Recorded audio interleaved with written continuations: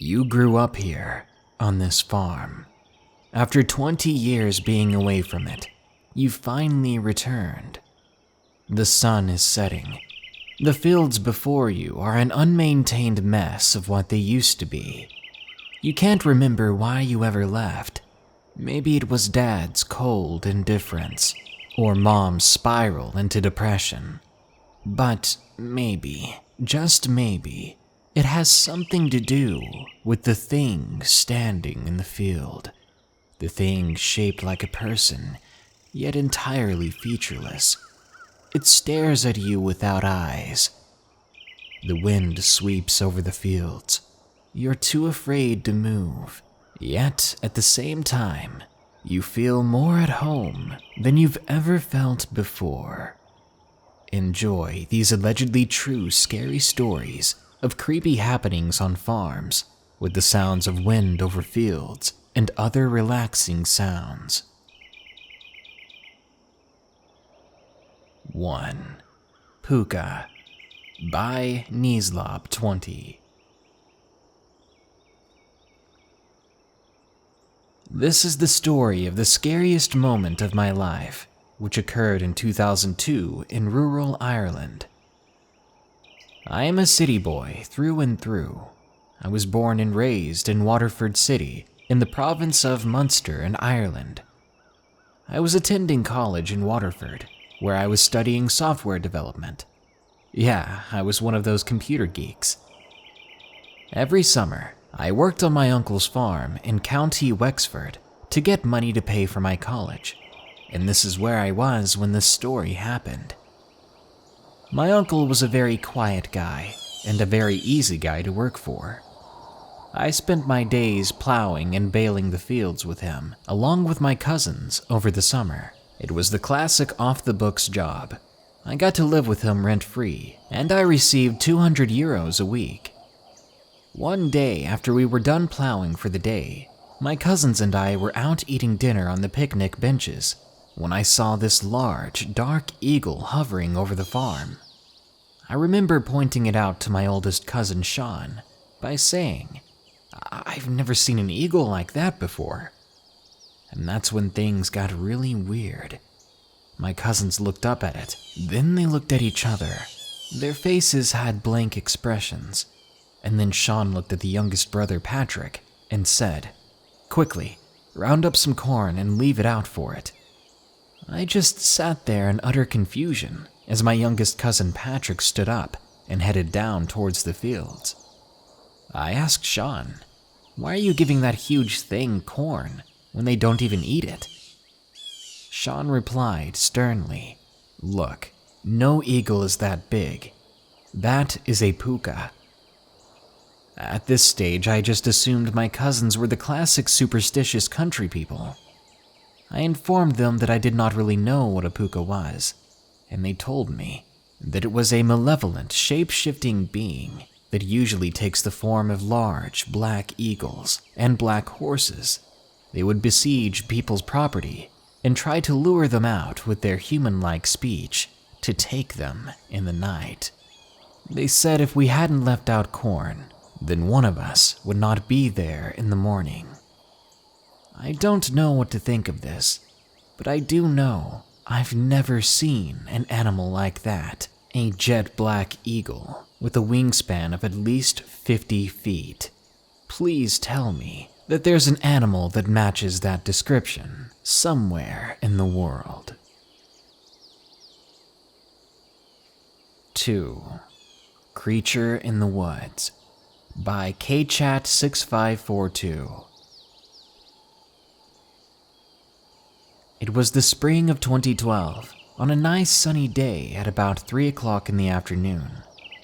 I was in the car with my boyfriend and mother. I was 20 years old at the time. We were coming back from the grocery store. The road we would most often take was in the country. It was surrounded by farms on either side and had a lot of sharp turns throughout. As we pulled off the busier farm road onto this road, we get about half a mile down where the first sharp turn is located.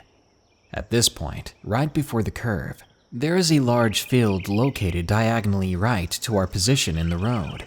and a property of about 2 to 3 acres directly in front of us. There is a farm home on the property, pushed way back, with a smaller brushy wood in the very front of their property, closest to the road, with many trees and thorny bushes. As we begin to take this sharp curve to the left, I see out of the corner of my eye, from my position in the front passenger seat, that something black is coming up on us extremely fast. Before I have time to even look to see what it was, the black mass is to the right of us, in the brushy wood. It seemingly slowed its pace down to match our speed, and it never made any noise. Even stranger was that it never maneuvered through the wooded area to avoid branches. It simply kept going in a straight line, all the while easily going the speed of our vehicle, 30 miles per hour. At this point, my mother and I both were freaking out, and my boyfriend was too preoccupied with the game to look out of the window from the back seat. I tried to discern any distinguishable features, but from what I could tell, the creature looked to be long, like 7 feet long, and it was black as night. It had a bulbous portion at the front of it, which I assumed was its head. I never saw any eyes or a beak, or even claws, but it did appear to have something like a tattered black material flowing at the end, which reminded me of ripped up trash bags, but it didn't have any shine to them. As we kept driving about 50 to 75 feet past the start of the woods, there was a sudden end to the woods where the next property began. At this point, the flying thing, still soundless, made a sharp 90-degree turn away from us and disappeared completely.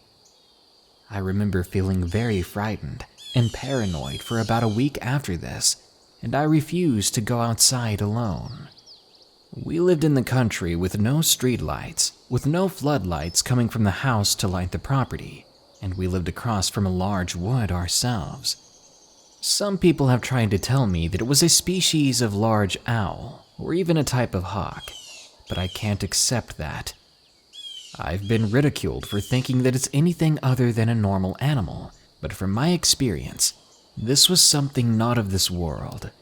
I've talked to a cryptozoologist, discussing the size of the thing, the texture, and its color, and they said based on my description, anyone who thought it was a hawk, owl, or other bird would have been wrong.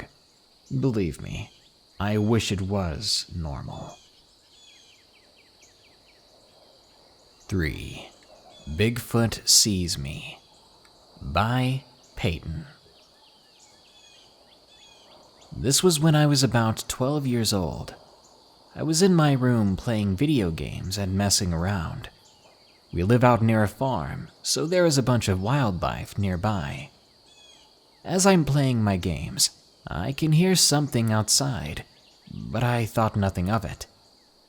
Pretty soon, I realized it sounded big, but I thought surely it was just a cow wandering by from the nearby farm, which was pretty common.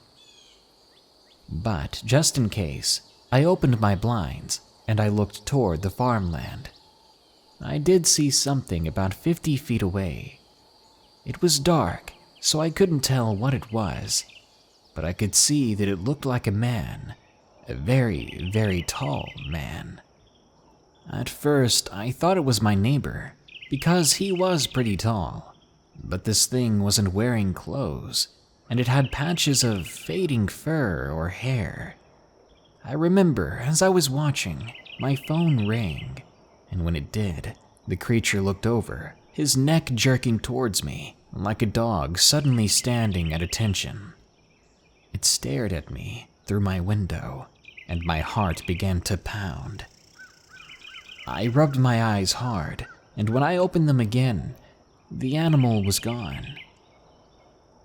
I thought it was maybe a figment of my imagination. As I'm about to turn away, something smacks hard against my window and lets out a blood-curdling scream. I immediately got under the sheets of my bed, not wanting to move. I waited about 30 minutes. I could still hear it moving outside. When my neighbors let out their dogs like they usually do, They made a beeline straight for the creature. There was a tempest of barking and snarling, and soon it went quiet. I told my dad about what happened, but he doesn't believe me. I don't think I can get over that experience. It was just too bizarre. 4. Scared Sober by Hannah T. I come from a large Irish family. I've got 11 aunts and uncles, not including their spouses, and each one of them has from 3 to 8 kids of their own. My grandparents used to tell us stories of when they were oppressed for being immigrants and couldn't celebrate St. Patrick's Day publicly due to the strong xenophobia that surrounded Irish people when they were young.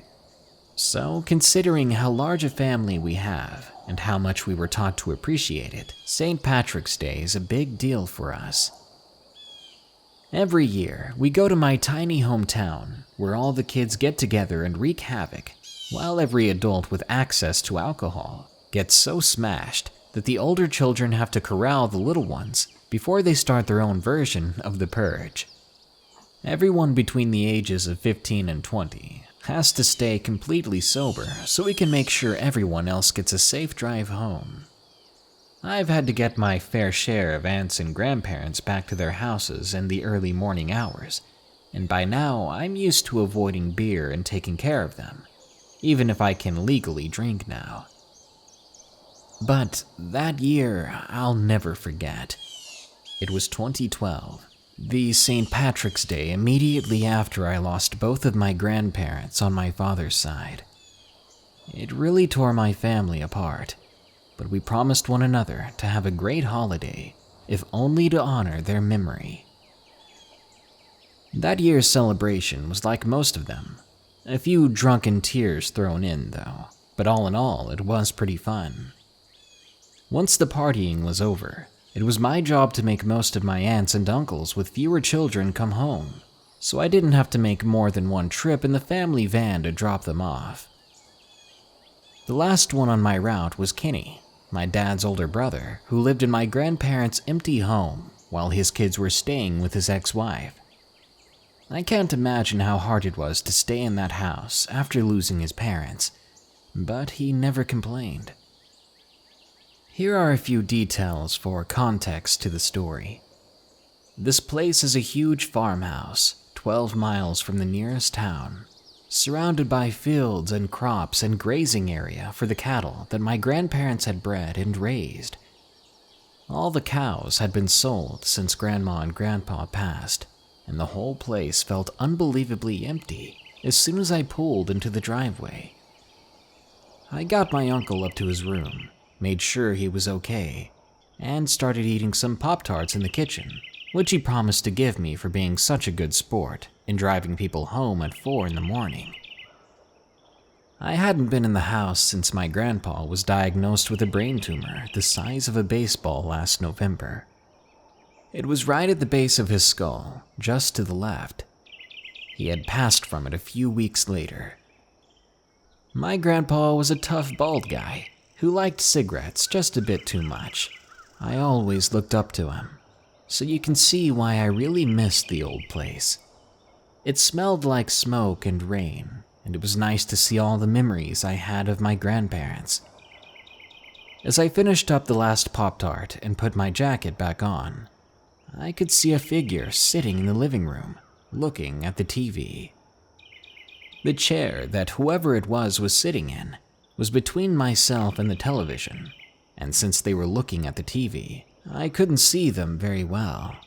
All I knew was that there was some stranger in my grandparents' house, and I was the only one awake and sober enough to make sure they didn't do anything.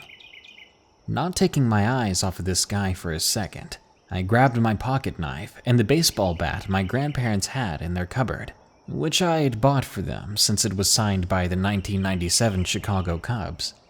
I don't know what I was planning on doing, though. Was I actually just gonna bash this guy's face in and call the cops? I was a short, chubby 16-year-old with the muscle and dexterity of a baked potato. What did I really expect? Armed and practically wetting myself, I walked as quietly as possible toward the person sitting completely motionless in my grandpa's old lazy boy. As I drew closer, my eyes adjusted to the dark, and I could see him more clearly with just the moonlight. From the back, he was balding and had quite a few liver spots. He had asymmetric ears like all the people on my dad's side of the family. I really didn't take these observations to heart until I was able to see the gaping, baseball-sized hole in the base of his skull just to the left. Once I saw that, everything came together, and aside from the hole, the man looked exactly like my grandfather. As soon as I had put the pieces together, the TV turned on, blasting static at a volume higher than what I thought the old set could handle. The sudden bright light from the television and loud noise made me cover my ears and blink furiously. The TV shut itself off in what felt like less than a second, and when I opened my eyes again, the person that had been sitting in my grandpa's chair had vanished. I sprinted to my uncle's room, woke him up, and ran with him as fast as he would let me back to the van. I pulled out of the driveway and gunned it back to my parents' house like a bat out of hell. As I drove off, I swear I saw the TV back on again, and someone was still inside the house, staring at me. 5. Tragic History by Scott. My family recently purchased another farm, and we've been doing a lot of work cleaning up the old house, barns, and other outbuildings. The abstract for the property details that the land was originally settled on and timber was cut down and cleared in 1852.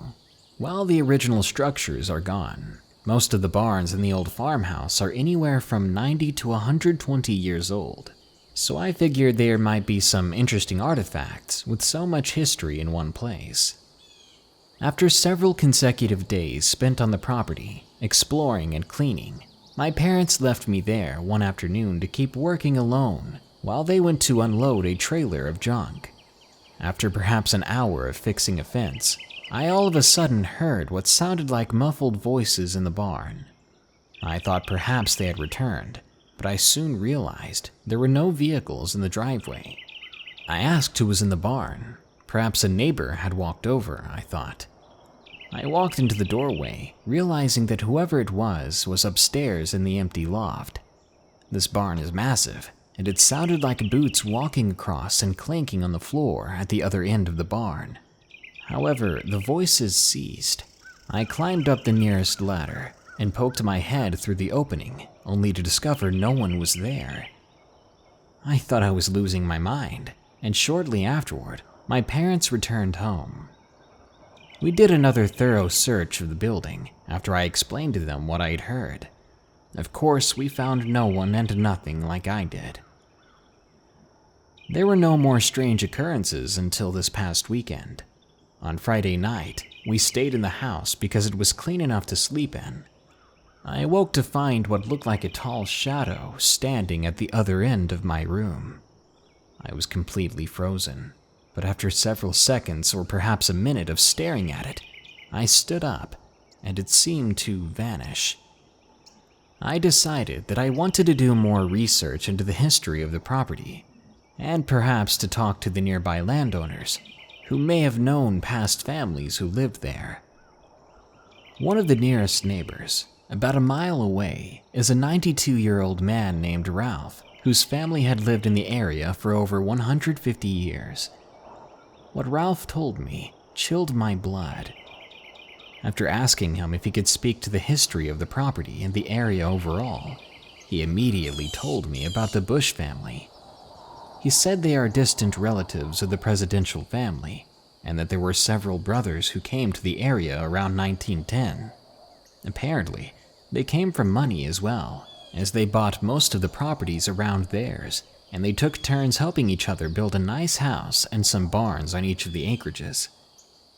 However, one of the brothers passed away in an accident in our house sometime in the early 1920s, while trying to wire the house for electricity, Worse yet, less than 10 years later, at the height of the Great Depression, the brother who owned our property, John, was going to lose the farm. Supposedly, John and his wife left the children in the house and walked across the yard to the barn to have what amounted to an argument. After a heated debate with his wife in the barn, where I'd heard the muffled voices and footsteps, John reportedly proclaimed that it would be better for the family if he took his own life, because the bank would not repossess the property from a widow with children. Ralph told me that John hung himself later that day in the barn. Tragically, John's prediction was incorrect, as the bank did in fact repossess the property, with an official reportedly citing the wife's extended family she could stay with. I was never a believer in the paranormal, and I certainly never gave it much thought. However, I'm now thoroughly convinced that my experiences on the property are proof that the souls of these two men may have remained behind, disturbed and perhaps unable or unwilling to leave. 6. The Roommate by Ellen. Last summer, a friend and I were volunteering at an animal sanctuary in Costa Rica. The volunteers there all stayed in shared rooms with bunk beds, and in my room, there were 4 bunk beds and 1 single bed, but there were only 4 of us sharing the room at the time. This sanctuary was located on an old farm. The rooms for the volunteers were originally used to hold livestock, and our room was particularly creepy. Although I never found it creepy until after this incident. The other volunteers referred to our room as the bunker, because it had a really thick, heavy metal door that you could slide shut, but we always left it open. My first night staying in my room, I was asleep in a bottom bunk in the bed in the center of the room, and the other girls were all asleep in beds around me. I'm not a good sleeper. I always wake up multiple times during the night, but usually just for a few minutes. On that night, when I woke up, it was 2:30 a.m. I noticed a weird shape sitting on the bottom bunk of the bed across from mine. As my eyes adjusted, I thought that the shape looked like a man, sitting upright with his hands on either side of him, with an unnaturally large smile on his face. His teeth were large, but not pointy, and the face was completely manic-looking. The weirdest thing about this figure was the glowing pale blue color around it. I didn't panic straight away. I had traveled 26 hours from Ireland to Costa Rica just the day before, so I thought my eyes could have been playing tricks on me. I adjusted the mosquito net that was over me to see if the distortions of the net were making a weird shape. I tried to let my eyes adjust to the darkness of the room, but no matter what I did, the blue man was still there, smiling with his head slowly tilting to one side. I was too scared to call out to my friend who was asleep near me, and leaving the room would involve walking past it. I was worried if this man was not a hallucination, and was in fact something sinister, that it might attack me or one of the others. So rather than try to address the situation, I simply turned over and hid under my covers. The next day, I told my friend about it, and she was pretty horrified, so I decided not to tell anyone else. Not until the day they were leaving the sanctuary. Most of them tried to convince me it was a hallucination or just a really vivid nightmare. Some people have suggested that one of the other volunteers could have come into the room, but I knew all the volunteers, and no one looked like this man, and certainly no one was glowing blue. If it was a real, tangible person, why would they sit there staring and smiling like that? I sincerely hope it was just my tired brain playing tricks on me, because what I saw was far from normal. 7. Sleeping with a Ghost by Amanda I. This story takes place back in 2007 in my family's farmhouse in Minas Gerais, southern East Brazil. Many weird things happened to members of my family in this house since it was built by my grandma's father. It's weird because this farm was built in the middle of nowhere back then, and no family ever lived there before ours. I've heard many weird stories about the farm, but nothing really happened to me until this day. I was 15 years old when I went to the farm to visit my grandma's brother who lived there. I was with my cousin, we'll call her Ellie, and her father. We walked around the property, taking pictures and posing around like any 2000s teenagers would do. At one point, I was facing Ellie, with my back turned to the house, when she suddenly turned pale. I asked her what was wrong, and she said she had just seen a little boy wearing a suit standing on the balcony looking out at us. The boy had been around 8 years old, had black hair, and was very pale. It was strange, and I wasn't sure if I could believe that. A few months later, we had forgotten about the incident, and we got back to the farm for our uncle's and aunt's 25-year anniversary celebration. Our entire family would spend the night at the house, and then we'd all go back home after lunch the next day. Even if the house is big, there wasn't nearly enough space for all of us. So my cousin Ellie and I slept together in an air mattress on the floor in the reception room, along with her brother on the couch and her father on another air mattress in the same room. This room had a door that opened straight up to the balcony we had first seen that little boy apparition months before. I woke up in the middle of the night, feeling a strange kind of cold. It just didn't feel natural, and it was very odd as it was the middle of summer. If you've ever felt this cold before, you know what I'm talking about. It comes from the inside, not out. I rolled over in my blanket, but it wasn't enough to warm me.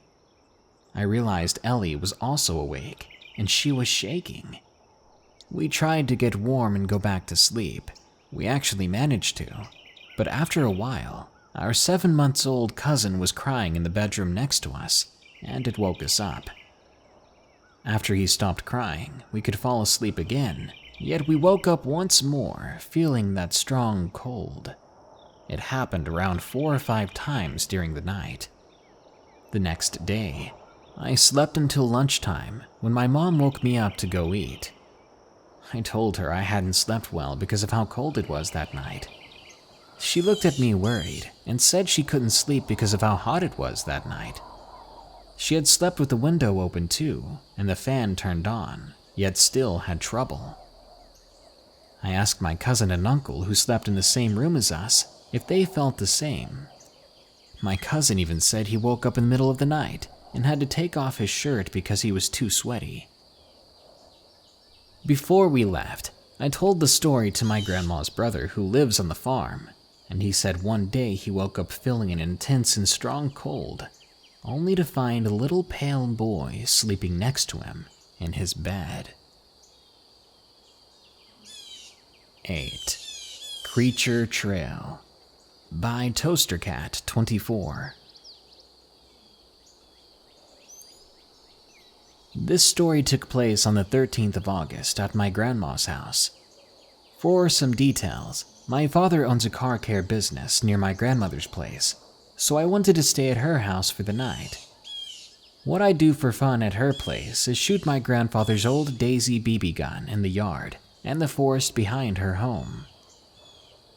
When my parents dropped me off, I said my goodbyes to them and I was off to the forest. I quickly grabbed the rifle and revolver BB guns and my grandmother's dog, Wilson. No one has been on that forest trail for a long time because the entire trail was overgrown by ferns and tick grass. The first strange thing I noticed was that someone put small plastic strips next to the landmarks in the forest. These landmarks are a strange group of curled trees where a lot of squirrels and birds are seen, a large crater area that has large ferns around it, and the small creek that runs through the forest. The crater used to have ferns on the inside, but they looked to have been removed. It didn't faze me or Wilson on our hike. While on the main trail, there's a deer farm that is fenced off with 30 feet of wooden walls. If you were to follow this trail, it leads to a stone road in the mountains. While on this road, I began to feel uneasy.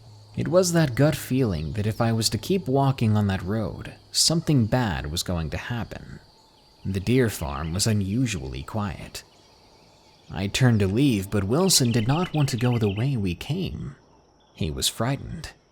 I've never seen that dog that scared. And at that moment, something came crashing through the woods. Something big, coming at full speed over the trail back home. Wilson whimpered as it continued on the trail. I didn't see it, but I felt it shake the ground, and then I found what it left behind. On the trail was a massive pile of animal waste, bigger than Wilson. It was nothing like I've ever seen in my life. It looked like a horse and bear and cow droppings all mixed into one big pile, and it was fresh. Once Wilson saw that, he was ready to hurry home. I don't blame him. Whatever's in those mountains and near the deer farm, I don't want to see it again, let alone come that close to it. 9. Noises in the Cornfield by Skittle. When I was in the 7th grade, I was trying out a lot of new things. I wasn't the type to do it by myself though, so I usually had a friend come with me. I would drag them along doing my new stuff. So one day before school started, one of my friends decided it would be fun for me to try out for the cross-country team.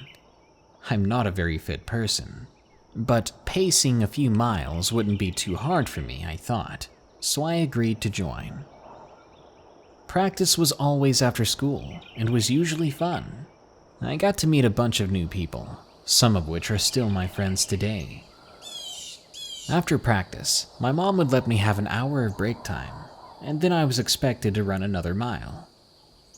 Before I begin to tell you about my run, I need to explain the layout a little bit. We live in a rural area with a lot of farming ground and close neighbors. I have to say that our closest neighbor is only a half-mile away. Behind our house is one of our cornfields. This stretch is only half a mile long and half a mile in width. I would run up the gravel road beside the cornfield up to our neighbor's house, and then I would turn around. I would do this every day after practice, and even during the weekends, but I never heard or saw anything weird. When something did come out of the ordinary, it was during a cloudy day. During my hour break, it began to rain, and I thought I was in the clear for my run, but Mom wasn't having it and made me go do my mile anyway. It was August, so the corn was tall and almost ready to harvest. Anyone about 6 feet tall or less could easily hide in that cornfield. About halfway into my run, I began to hear something following me.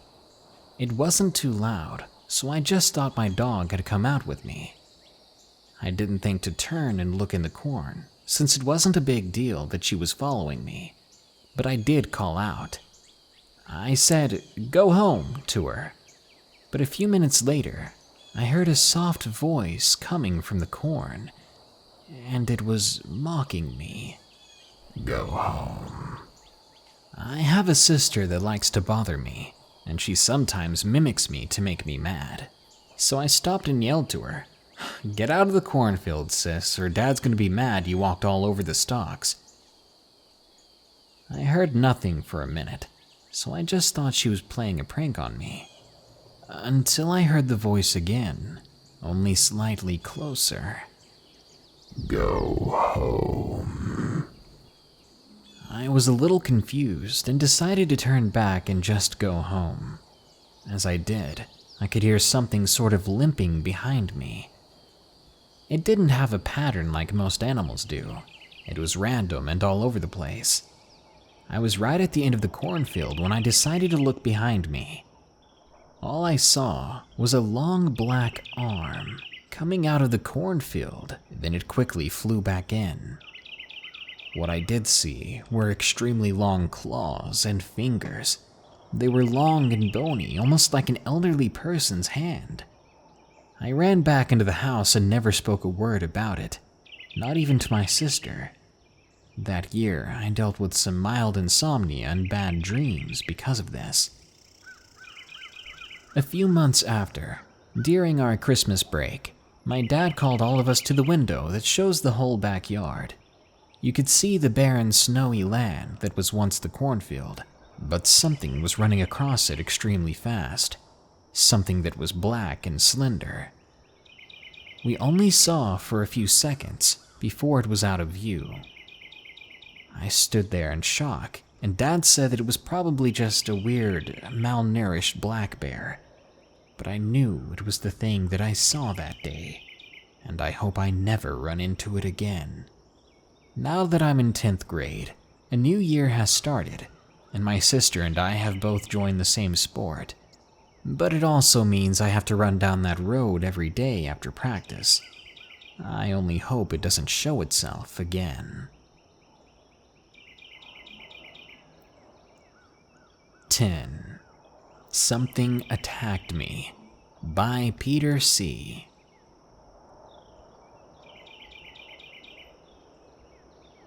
I live in a small farming town with lots of overgrown fields.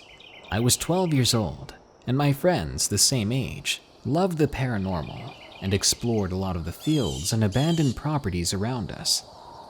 On this day in particular, we decided to look around one of the fields close by. For the first while, things weren't anything special, but an hour into it, I managed to lose my friends, and I was calling desperately out to them, trying to find them, and I was getting anxious quickly. As I kept calling and looking for them, I began to hear noises nearby. Immediately, I thought it was my friends trying to scare me, and that's why they were ignoring me. I said, "Ha, funny joke, guys, come on." But there was no response. I was still scared and started walking back, when out of nowhere, I felt hands on me, and they pushed me hard into the ground. When I caught my breath, I picked myself up, and I ran as fast as I could back to the house, where I saw my friends waiting on me. They said they'd been looking for me all day. In pain and terrified, I simply cried and ignored them. Honestly, I was kind of mad, because I felt like they didn't look hard enough. Deep down, I was simply afraid. Since then, I've never seen or heard anything out there, save for the remains of animals who had been torn to shreds and devoured. But we hope it's just a fox.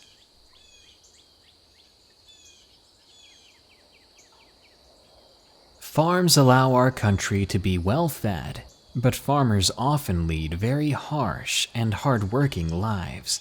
Lives that are filled with all kinds of tragedy, from family tragedies to complications due to over-farming the soil. And occasionally, there is some wildlife that often preys on the cattle, and sometimes it preys upon the farmers themselves. Good night. Be sure to like, share, comment, and subscribe if you enjoyed the video. Don't forget, you can send me your true scary stories at darknessprevails.org/submit. I'm looking for creepy confessions from bartenders. If you want to support my channel further, go to patreon.com/darknessprevails and donate any amount. That'll get your name in the credits at the end of these videos. Download my free app Spooked on the Google Play Store and get all my videos and stories in one place. And if you got a little bit of extra cash, click the shop button below to get some creepy, cool Darkness Prevails merchandise. If you don't see that button, simply go to morbidmonsters.com. Now then, here are my 5 favorite early comments from the previous video about 10 creepy bus stories. Dorchada Saul August Bus says, the true creepy story is someone not thanking the bus driver. You got that right. Those guys really put up with a lot of crap. I was one of those craps when I was little.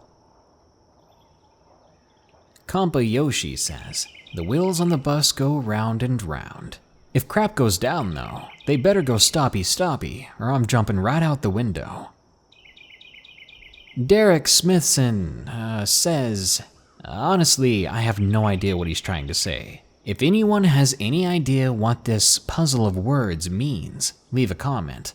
Otherwise, I'm still scratching my head. Something about merchandise and bustin' nuts at bus stops. Sounds like a good time to me. Cypher Britain says, question, how many stories do you receive in every video? This is how it goes. I make videos based on stories I already have, and I try to request stories for those I want to do but don't have enough stories for. How many stories I have available is completely dependent on the topic. When I looked up farming stories, I got about 80 different submissions from my website. On the other hand, when I did stories about bartenders, there were only 2. These are unpublished stories, by the way. But when I put together a video, I go through about 20 to 30 different stories. That helps me pick out the cream of the crop or just the well-written ones. But when I do a video where I have enough stories, just enough, I can't be picky, and I usually have to read stories I wouldn't otherwise publish or narrate. So that comes with a lot of editing, which means a lot more work on my part. But if you're asking how many stories I receive, well, I publish about 30 to 40 every week. But even at that rate, I have 2,100 stories on my website alone that I haven't read or published that are waiting for my attention. So yeah, there's a lot of submissions. But that's great, because you guys keep this campfire going. Finally, the Vengeful One says, hey man, how are you? It's nice to see a relaxing how are you every once in a while. I'm doing great and I'm feeling better than ever, but I'm ready to move out of this house. And I'd like to stream some indie horror games with you guys. How does that sound? Anyway, thanks so much for listening to another Darkness Prevails video. More scary stories are coming soon. Here are the credits to my faithful and amazing patrons who continue to donate to support this channel. Until next time, this world is a strange one, so stay safe out there and stay creepy.